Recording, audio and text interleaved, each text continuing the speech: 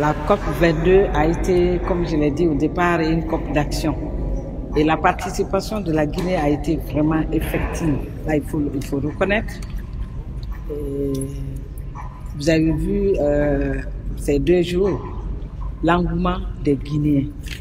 Et je peux dire qu'elle a été tellement bien organisée par nous-mêmes, parce que nous avons mis une équipe au niveau du stand qui était là rien que pour recevoir le feedback quand un groupe participe à un événement ou à un panel. Le groupe revient et il fait le feedback à cette équipe qui est là depuis le premier jour de la COP pour vraiment faire le résumé de la journée. Et à partir de là, nous nous sommes rendus compte que la Guinée est en train de participer réellement à cette COP. Parce que nous avons animé, je peux dire, plus de 7 ou 10 panels.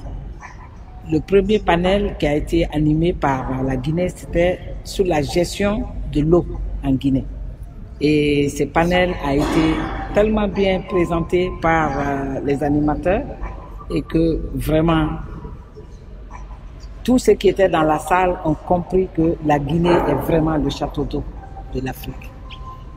Le deuxième panel, c'était sur les montagnes, la gestion des écosystèmes de montagne. Ça aussi, ça a été animé par les Guinéens.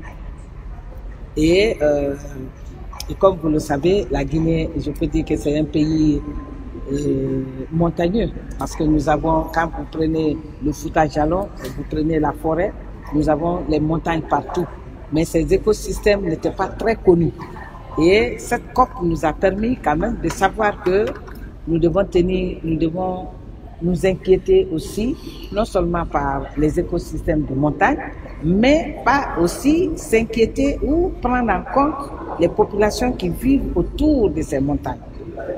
Donc, ce panel nous a montré que c'est un écosystème à prendre au sérieux et c'est un écosystème aussi à protéger.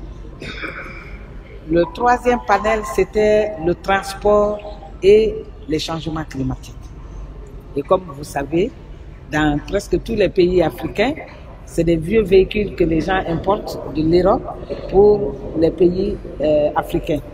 Et tous ces vieux véhicules sont à l'origine de l'émission des gaz à effet de serre. Donc, ce panel aussi a été animé par moi-même et par le représentant du ministère du Transport, en l'occurrence le représentant de la direction de la météo en Guinée. Donc, c'est ce monsieur-là qui a animé ce panel avec moi. Et ce panel nous a permis aussi de savoir que les vieux véhicules sont à l'origine des émissions de gaz à effet de serre. Et quand on compare le transport, le lien qui est entre le transport et les changements climatiques, donc on s'est dit qu'il fallait vraiment prendre ce côté-là aussi au sérieux, prendre ce côté de véhicules, de transport au quotidien. Et nous avons développé que chez nous, nous sommes en train d'aller vers le transport en commun. Parce que si toutes les populations, ou si tout le monde vient dans sa voiture personnelle, je pense qu'il y aura beaucoup d'émissions de gaz à effet de serre. Donc c'est pourquoi même au niveau du Maroc, ils développent, non seulement ils sont en train de revoir leur parc, mais aussi de développer le transport en commun. Tout ça, c'est une manière d'agir un peu sur les émissions de gaz à effet de serre.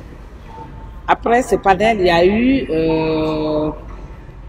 le panel sur l'agriculture intelligente, qui a été animé aussi par Madame la ministre de l'Agriculture.